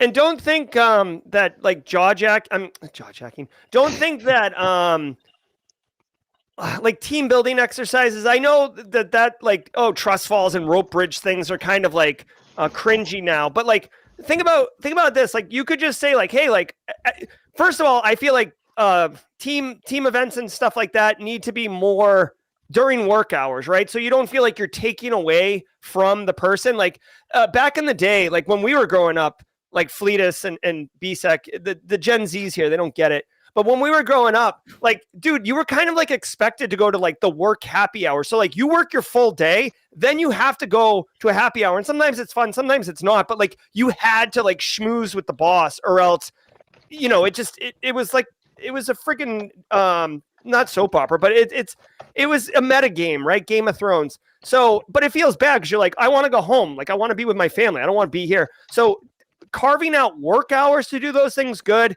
DJ Bisek actually shared a great example. They are doing TriHack, he's doing Advent of Cyber here. It's starting December 1st. Great opportunity. Hey, like, you know, Lazaro, send it out on the chat. Hey guys, you want to get together for half an hour at lunchtime and just like rip through a room every day? There's over $100,000 in prizes this year for Try Hack Me. Like we could win something and it's kind of fun. So then it's like much less of a speed date. Like, oh, where do you live? What do you do? What kind of family do you have? It's much more like we're doing something together. And like during like the low periods, you're like, oh man, like, you know, like Fleetus, I didn't know he lived in North Carolina. I had tickets to go to a concert in Asheville that got canceled that week. But like, that pissed me off. But like, I'd been more interested to ask Fleetus if he was okay and worry less about my concert. So anyways, that's how I would handle that. So one other thing too, that as security people is do virtual events. So like we did a scavenger hunt, a virtual scavenger hunt, or virtual escape rooms. Like there's things you can do to help your organization learn. Like my GRC team runs my security awareness program. So they let them go through our policies and procedures to find their flags. So it was a virtual scavenger hunt that's CTF, and it gets people to interact in those channels. You drop your clues in, someone else involves it, you can DM. There's a lot of banter you can get to get chatter and to get people to engage so they're not just sitting behind their computer. The other thing is turn cameras on, like encourage a camera. There's so much you can learn about you can nonverbals. Make that a policy. Make that a policy. The nonverbals are helpful because when I ask questions and you look distraught, I can ask why. Is it because of what I said or is it because of something you're dealing with? Like I can't see that when it's just the icon. Yeah, it feels very, very sterile, very like, I don't know, NPC-ish. All right, we got more questions coming in. So NS lookup, maybe you guys can help with the context here. What kind of auditing? What are some examples of job titles? I think BSEC, you said auditing might be the, you know, easy entry-level GRC role, which I agree 100%. And I put it in chat. What I meant was cybersecurity auditing. So like going through the policies and procedures that a company has, there are auditing jobs. They're asking what kind of auditing job is there. You can look and find cybersecurity auditing jobs. Of course, with one of the top four, they do that all the time. But there are auditing jobs out there that allow you to not necessarily have this massive technical mindset of how everything works, but go in, read a company's policies, understand that they're supposed to have MFA, they're supposed to have, you know, different types of policies or procedures put in place, and you're going in and asking, just like they do with a financial audit to go through, you're doing it on the cybersecurity side. Yeah, 100%. I agree. I got started with the Big Four FISMA auditing way back in the day. Actually, I got started before that with Big Four with SOX auditing, if you want to go way back. Fleetus, you had a quick point about another area of audit that's hot right now. Yeah, so supply chain or third-party risk management. So there's a lot of organizations that are looking at supply chain management or third-party risk. As we go more SaaS-based or software as a service, it's imperative to know who you're using as a third party. And then even better, who's your fourth and fifth parties? Because most of your breaches are coming from third, fourth, and fifth party connections in your environment. So it's a great way to learn the environment, learn on what your top 10, 20, 100 vendors are, and be able to build a career based on that. Justin Rower says, what are some good resources for the interview process? I focused on tightening up my resume and have been getting callbacks, but then bombed the interviews. Always appreciate. Oh, I'm sorry. Hold on. I'm sorry. Okay. So casually, Joseph had something on audit. Go ahead, Joseph. NS lookup. Yeah. So CMMC, that's going to be mandatory eventually. They keep pushing it back, but CMMC is going to be mandatory. Look for organizations called C3PAOs, not to be confused with the robot. It's certified third-party audit organizations. They come in and audit your environment to make sure you're CMMC compliant. A lot of people are going to have to be CMMC compliant, so they're going to want auditors. I would agree 100% with that. Like, I think that's actually going to be the most explosive area in 2025. I'm actually going to be making a lot of content around CMMC and 800-171 compliance and demystifying all the crap, because we're getting into the government. So there's acronyms, literally acronyms where the letters in the acronym represent more acronyms. Like, you have to like double click down into it to actually get to a word. But there'll be a lot of work there. All right. What are some good, Justin, what are some good resources for the interview process? He's tightened his resume up, so he's getting his interviews. That's good, right? So get the resume tight so then you can move on to the next phase, which is actually interviews. But unfortunately, Justin's bombing the interviews. Always appreciate the community. All right. So, I mean, a couple things, right? And then we can go around the horn. I mean, Fleetus probably interviews tons of people. BSEC probably interviews tons of people. Justin and Joseph are probably currently interviewing. I'm joking. But for me personally, as far as your interview goes, I personally, I mean, obviously you can research kind of like what the company is doing, what's the position, get a little bit more familiar with their tech stack. Personally, I don't like be like, oh, I investigated your company. I realized that you guys are running PAs, or I did Web Appalizer and I realized you guys are like a Microsoft running IIS service. I might just like lean into those technologies when I'm answering interview questions and like have them naturally discover that, oh, there's alignment here. This is good. Also, I say this all the time. I don't just say this because I'm the podcaster. Knowing what's going on currently in industry is super valuable to whip that out in a job interview. It shows that you're engaged. It shows you're proactive. And the final tip I'll give before turning it over to Fleetus is, I want to say somebody said this to me, or somebody said it on stream the other day. Paul. So Paul Imey did guest lecture to the Citadel students yesterday. And if you get asked an interview question, right, and you don't know the answer, it's fine to say, I don't know. But as a pro tip, right, say they say, hey, what is ARP? How would you use ARP, right? Maybe you can piece it together, but you're like, you know, I really don't know. I've heard the term, but I really don't know. What is ARP? Like, ask it back.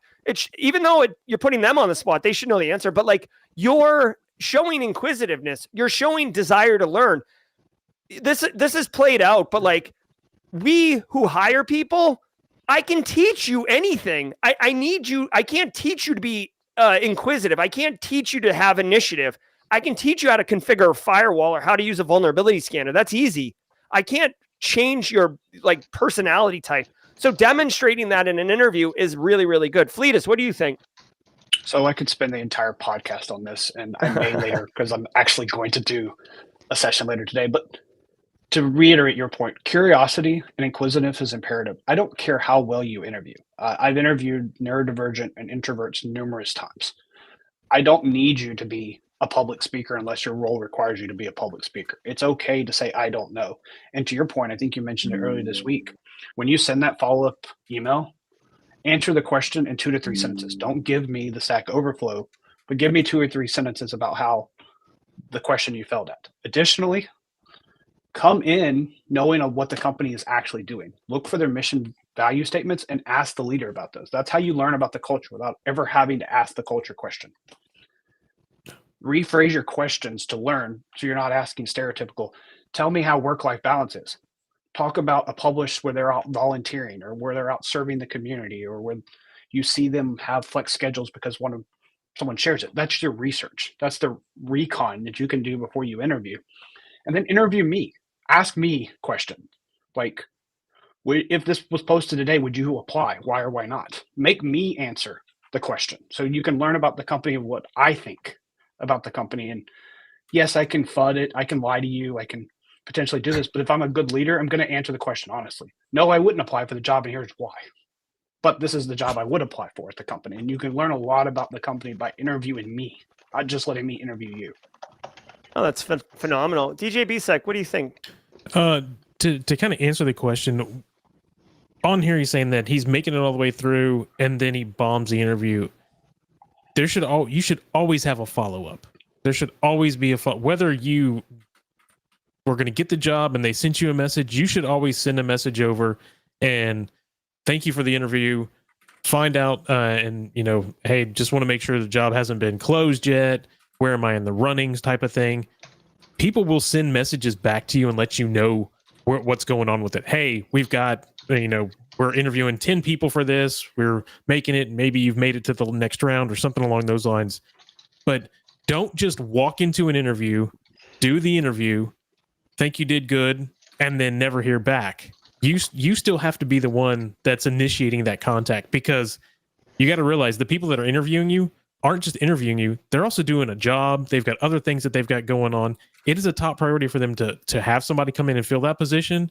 But on a daily basis, it's probably middle of the line of what they're actually doing on a daily basis. Love it. The final thing I'll point out on this one before moving on is I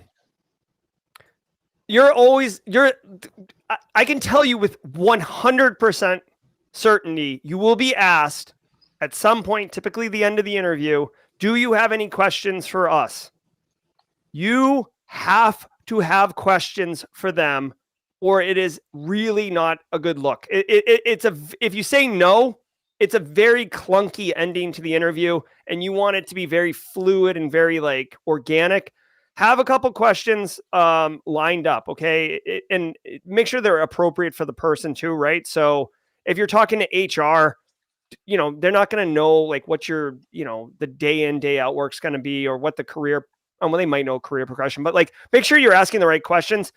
You don't have to be big brain, level 1000 IQ and blow their minds with your question. But if you just say, I don't have any questions, it shows, it conveys disinterest in the position or in the job.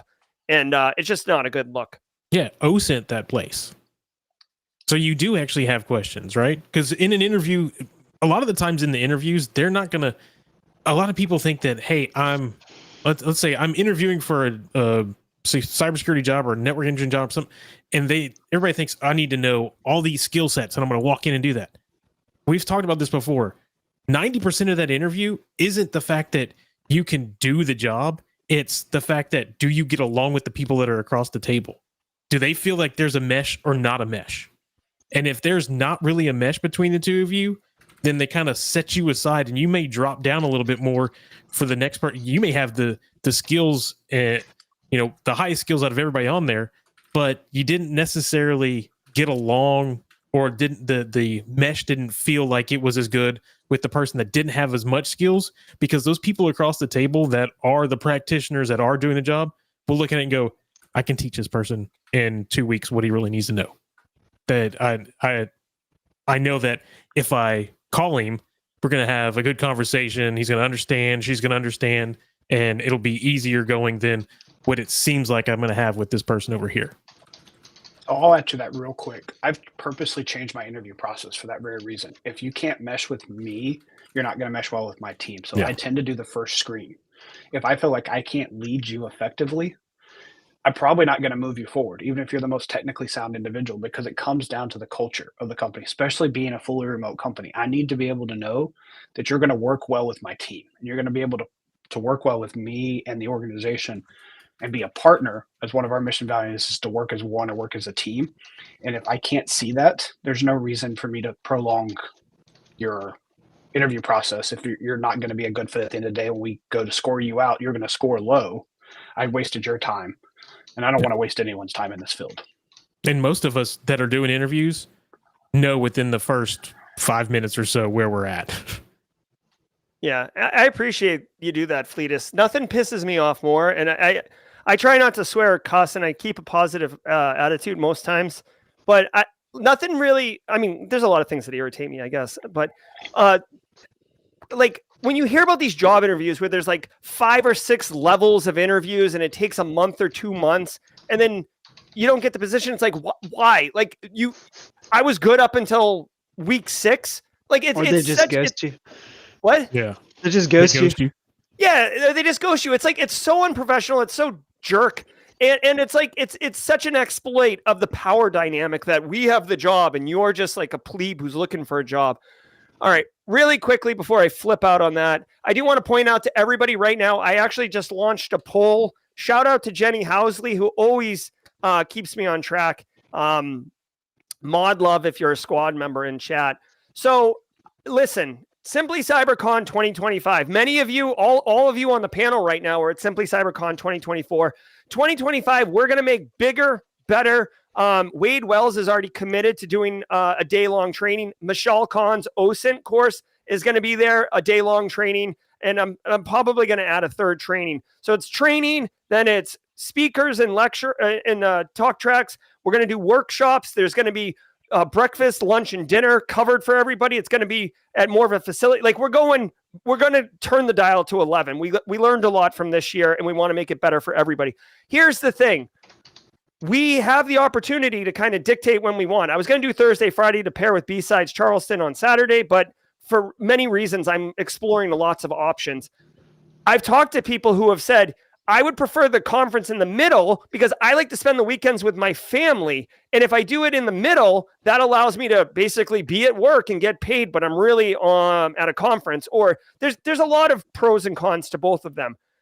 Also, Tuesday, Wednesday, for example, is much easier to get a location, cheaper rates. If you've ever gotten married and you've tried to plan a wedding, they jack the rates up on Friday and Saturday for those reasons. So if you can, comment in the poll. I'm trying to solicit feedback on what people want. And really quick, just on the panel, I'm kind of curious. Fleetus, like 30 seconds around each one on the horn. Any thoughts on the dates for the con? So I vote midweek for some of the reasons you already mentioned. It's easier to make it work related. It's a work event. The flip side to your side is you're losing out. You either have to stay an extra day if you want to do B-sides because you're not able to pair it up. Mm-hmm. But the other positive, Nate, is the cheaper. Like I can get a hotel cheaper. It's cheaper on my organization to send me. Yeah. There's cost savings for smaller SMB companies who don't have big travel budgets and they want to send people into the event. And I'd be willing to consider Monday, Tuesday. That way you could fly in Sunday and not have it be problematic. BSEC, any thoughts on this? Because the thing is, this needs to kind of get firm first because location, like everything kind of depends on dates. Go ahead. I thought we were doing it on your birthday that we could have a big party. maybe. I agree. I could go either way, right? In the middle of the week's great because of everything that's been said before. The weekend, for Thursday, Friday is also to me it doesn't matter. Okay, cool. Jay Gold, you got a thought? 30 seconds?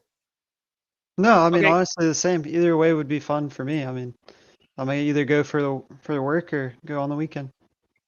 Joseph? I think the weekend brings better energy than midweek, but I could see midweek being viable. I prefer towards the weekend, though. Yeah. Neither one of them care. Just like you, they're just going to drive there. They don't have to fly. Yeah. I know. And again, like it is interesting based on basically family dynamic, right? So Fleetus, I know we're just getting to know more about you, but like, I do things with my family on the weekends. Like if you have like less personal obligations on the weekends, it seems fun to do fun things on the weekends. So that could be it. We'll see. People are overwhelmingly loving the into the weekend. We're going to do some work on this, but please fill that poll out and help us out. Jeffrey Perez says, and we're at 9:38. I'm going to take the panel to 10. Panelists, please feel free to drop if you need to. There's no, this is volunteer based, right? And it's all about good times. Jeffrey Perez says, could you give me 2 example questions to ask in an interview for a desktop analyst, basically help desk? I mean, 2 example questions to ask in an interview. So for me, I'll go around the horn. Maybe we could each give one. My question I would ask is, what's career progression look like here?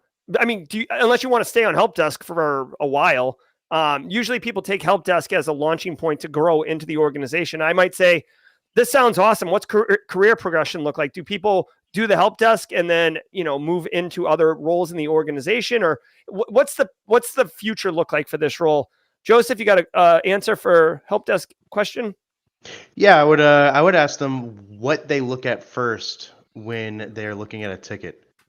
So if a ticket comes to you, are you looking to see what kind of device it is? Are you looking at maybe what problem they're stating?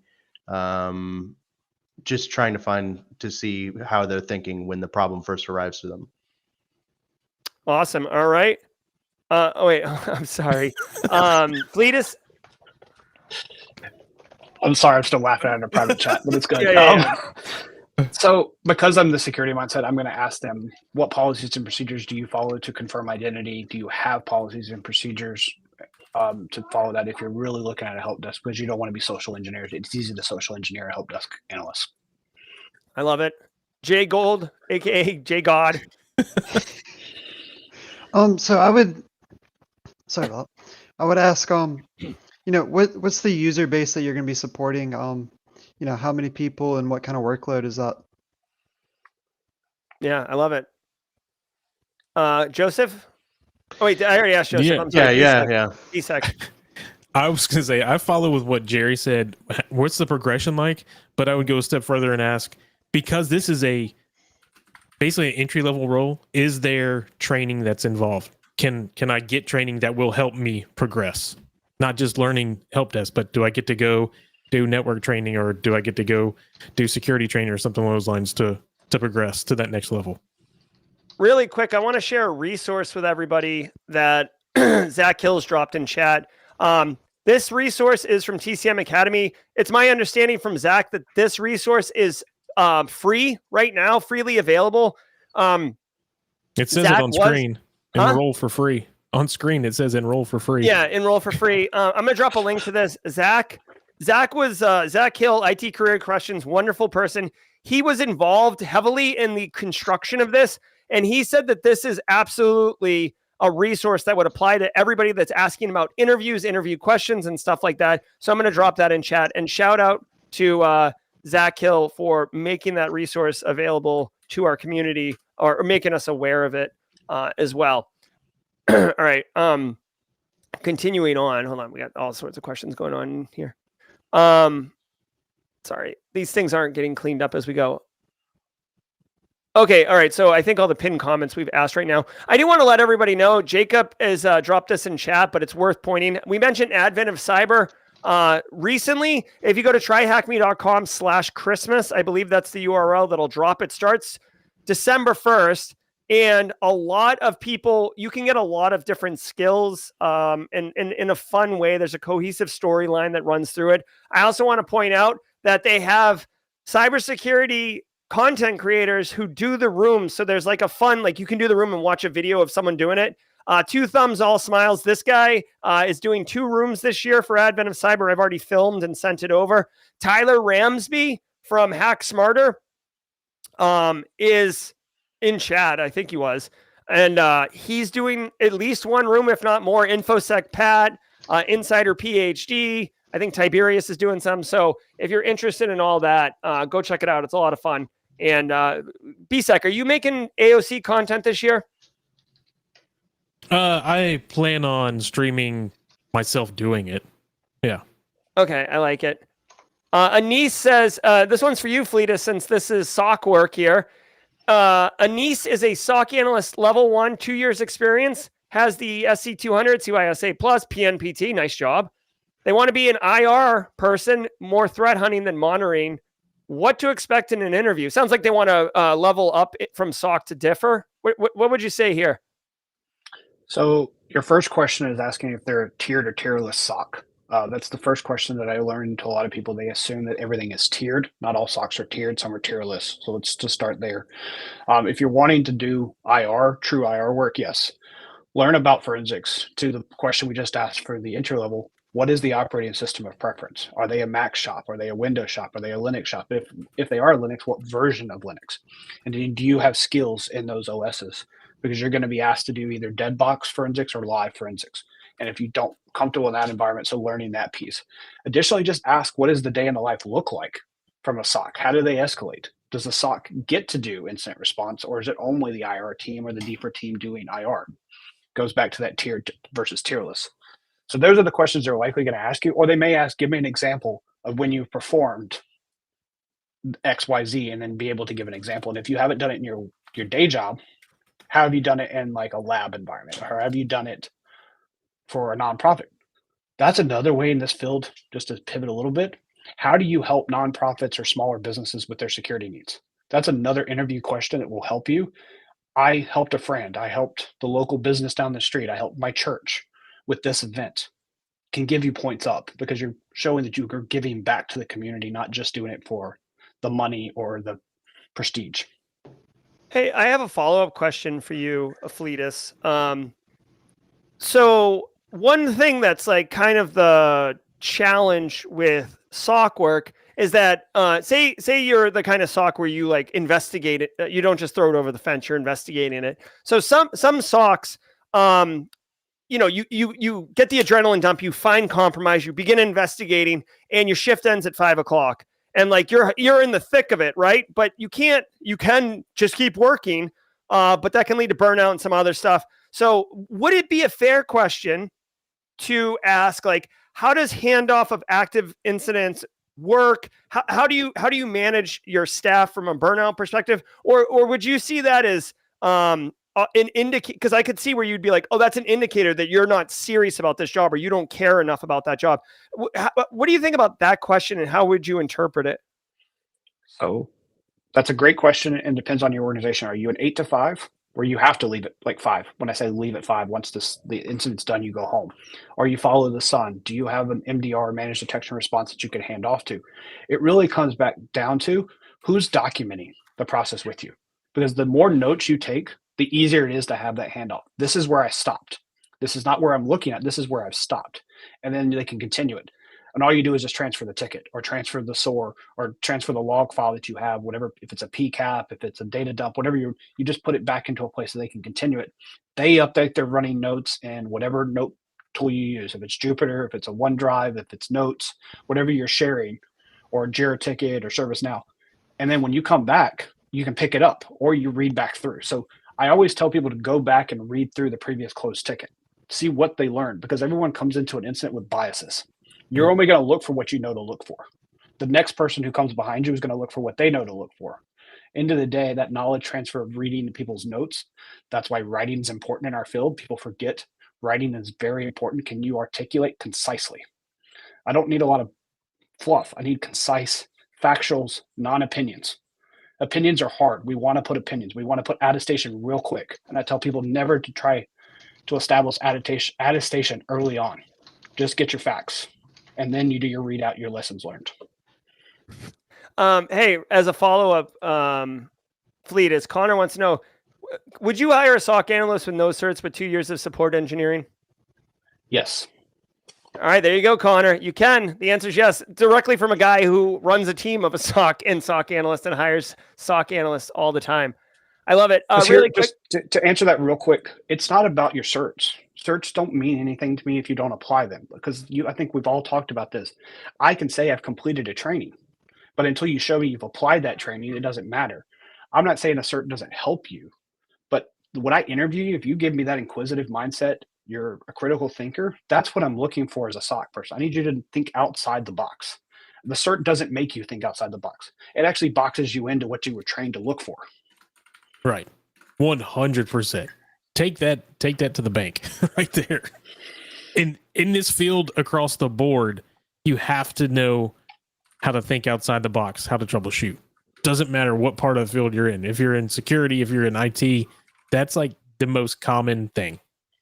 And I think a lot of people just think, just like Fleeta said, I think a lot of people think, oh, I got a certification. Now I can go get a job and I can do it. Just because you read a book doesn't mean you know how to go in and actually perform the task. Yeah, I always say it's like you can read a cookbook. You can read all the cookbooks. Yeah. Like, have you ever made an omelet? Like, it probably doesn't taste like what you think it's going to do on your first one. J Mod, were you about to say something? No, I was just laughing about at you. Oh, okay. I want to share one quick story and then we'll leave it alone. I'll keep it as quick as possible. I had a Microsoft certified engineer come in and said wanted to apply everything from what he learned from his certification with no real world experience. I told him, if you make that change, you will bring my environment down. Well, Microsoft says I should make this change. Yeah. You don't know the environment. Yeah. Well, enjoy making that change at a different organization, friend. See ya. I love it. Adam Lieb says, I'm a level 2 SOC analyst, 7 years experience, SSCP, wants to get into insider risk management and or CTI while I'm moving into a leadership position. Any advice? This is something, I mean, Fleetus, honestly, this is something one of your staff could come to you with, a legit question. What would you say to Adam if he was working for you? So I think anytime you do insider risk, we have to assume it's not nefarious. I think every time someone thinks insider, they think nefarious. There's many people who accidentally click on things. There are many people who inadvertently give away creds because of social engineering. So for that piece, just be humble, be willing to put yourself into their shoes. Would you have fallen for that? From a CTI point of view, I think everyone needs to do cyber threat intelligence. This is a great podcast. Learning what is happening day in and day out allows you to be a better analyst, because you know what the world is dealing with, and you know what vendors are having vulnerabilities, you know what countries are attacking who, you know what vendors are capable of doing what. Without that, your CTI is still in a box again. You don't know what attacks. So go back to your risk register. I'm going to pull GRC real quick. What is our risk register? That's who I need to defend against. It's my crown jewels. So whatever attack's going to go after my crown jewels is what my CTI should be on. What is my peers in my industry dealing with? Their security stack's not going to be mine, but they're still going to have the same type of attacks as I am, and they're most of the time opportunistic. They're rarely ever targeted unless you're a big company. It's always opportunistic. Just want to quickly echo, Fleetus, I know you didn't come on as a panelist for accolades and adulation, but Agent Colson says you're cooking this morning. I've seen people in different DMs that I have up talking about how you're slaying. So anyways, really, we're going to keep going for a few more minutes here, but I want to just... Shameless plug, I'm going to do this again at 2:00 this afternoon if you want to join. Where? Drop a link. I'll drop a link. Put it in private chat. That way I can put it, because I have the permissions. Kathy Chambers asking a hard-hitting question of DJ BSEC. DJ BSEC, also note that this is streaming live to your boss's workstation. Yeah. When are you going to start your own company and hire all of us? When somebody will fund me. Okay, so we're looking for what is it? Y Combinators or whatever it is. What are we gonna do, like Some angel GoFundMe investors page? or P's, DJ B6 nuclear switches. I don't know. What do you want to do? No, it's good. We'll get you some seed money and you can start cooking. Kathy's on board. She's right there. Fleetus dropping so much value. Dude, it's crazy. I love it. All right, so let's pull this up right here and share this with everybody. What an opportunity to end on a high note like this. And I see your question pockets. We'll get that in just a hot minute there. This is, excuse me. This is let me hide this message. This is Let's Discuss Cybersecurity Friday edition. This is Fleetus's channel. Hold on, Fleetus. You got another sub right now, dude. Did you just launch this channel?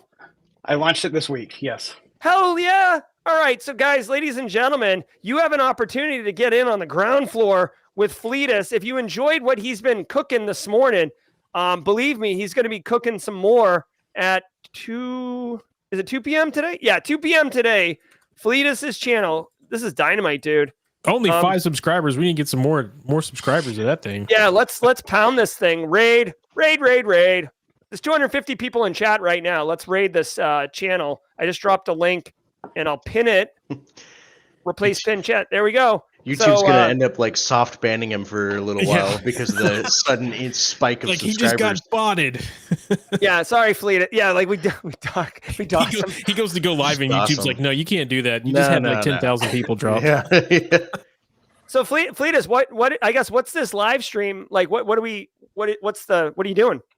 I want to continue what we're doing here. I want to talk about the soft side of our industry. I want to talk about interviews. I want to talk about the news. I want to talk about how we can take these back to our organization. It's more or less an M&A or AMA again, very similar to this panel. So when you asked me this morning, this is a precursor of what I'm going to discuss this afternoon. Oh, I have awesome. some pre-canned stuff, but for the most part, I want audience questions because I can just talk. I don't want to just talk. I'm not a man of few words. I love it, and I will promote the living hell out of this, Fleetus. If this is what you're doing, let's go. I also put it on your calendars, 2 p.m. This is super unprofessional for me to do this on.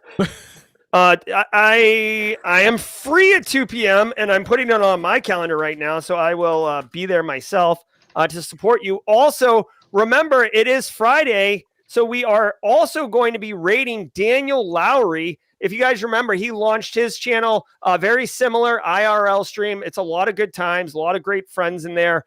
Daniel Lowry going live in 5 minutes, 28 seconds. You can see it right here. So we'll be wrapping up and rating him if you would like to join us perfectly. Daniel actually chose 10 a.m. for his start times to work around Simply Cyber. So genuinely appreciate that and love to support what he's doing.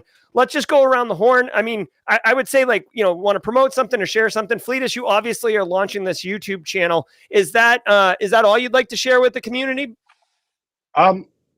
Similar, but mentorships.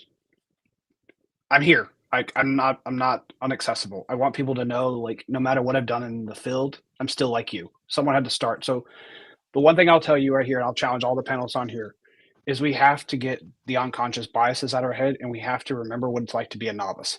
We have to get past that and remember that one day we didn't know something, but now we do. So being able to share with the next generation. So I challenge all of you, be a mentor and be a mentee. No matter if you've been on the field 1 day or 20 years, your life experiences add value. So reverse mentorship is imperative. I learn a whole lot from the next generation as well as the generation before me. Well put, well said. He's if you do @Fleetus, at least that's what I do, and then it autofills @Fleetus on the Simply Cyber Discord server. The reason that Fleetus was the Simply Cyber community member of the week is because I was in Discord and I just saw him. He's like, answer question, mentor. I'm like, Jesus Christ, Fleetus, you're killing it, dude. Like, let's bring attention to you. So go check it out, 2 p.m. I'll be there. I'll probably blast it on the server as well. Joseph, anything you want to share? I think I learned that I wanted to be like Fleetus when I grew up. Okay, so you've inspired Fleetus. There you go. Anything else you want to share? I know you've been bandying about with your YouTube channel. Yeah, well, I have it created. I just don't have an office set up. You can see that this is nice, but if I were to turn the camera this way and you could see from this angle. All right, I get it. So you're like an Instagram model. Yeah, like everything looks perfect in the frame. No, I just don't want a bunch of boxes with crap overflowing out of. All right, so he's @Cashmere on Instagram. Follow him for trends. Jay Gold, what do you got? Anything you want to share? Nothing too crazy coming up. Just more of the same. Be on here, maybe some other places.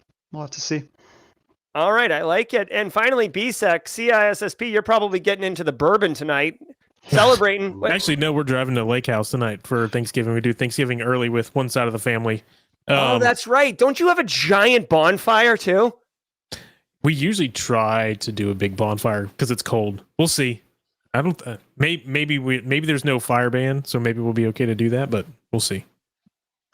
I love it. All right. My big thing is I just want to tell everybody thanks for all the support that I've gotten for the last week and a half since I announced that I was going to go do this in 1 week. So, yeah, and I want to point out too, really quickly, one thing that I have personally found: you choose your own adventure, but when you disclose publicly or to your friends and family or to your community that you have signed up for something, whether it's a PhD, whether it's a CISSP exam, whether it's whatever, once you put it out there in the public, like, you start being held accountable, and you will execute on it, right?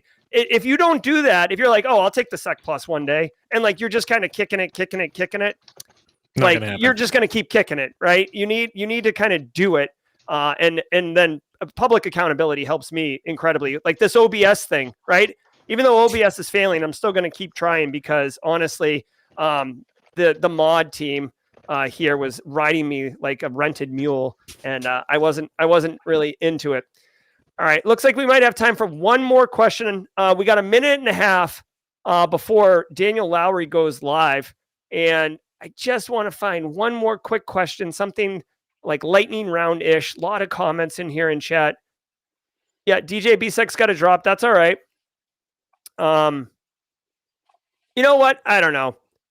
I don't see any questions. We're just going to do this. Let me bring Daniel Lowry's stream on chat.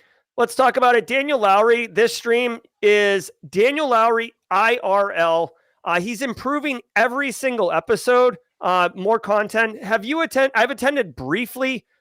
Jay Gold, have you attended this, or Joseph? You have. Yeah, Joseph. What can people expect from this stream? It's you got an AMA. About 30 seconds. It's an AMA. So it's essentially like people will ask cybersecurity related questions, be it red team, blue team, etc. And Daniel will tap into his experience and just give advice. And he also talks about trends in the job market and whatnot. All right, and he's got a really great voice too.